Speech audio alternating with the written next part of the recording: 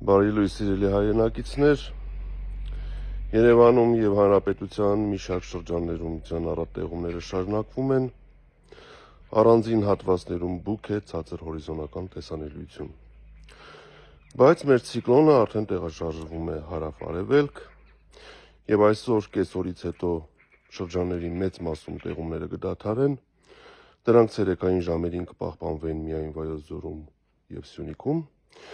իսկ երեկոյան ժամերից Հանրապետության ողջ տարածքում կդիտվի տեղումների դադար։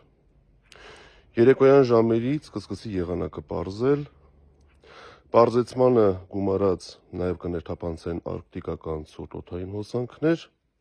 եւ օդի ջերմաստիճանը հունվարի 3-ի լույս 4-ի գիշերը Հանրապետության ողջ տարածքում այսօրվա համեմատ կնվազի 14-ից 18 աստիճանով։ Ճանապարհներին սպասվում է մերկասառույց, հարգելի վարորդներ, կցուցաբերեք զգոնություն։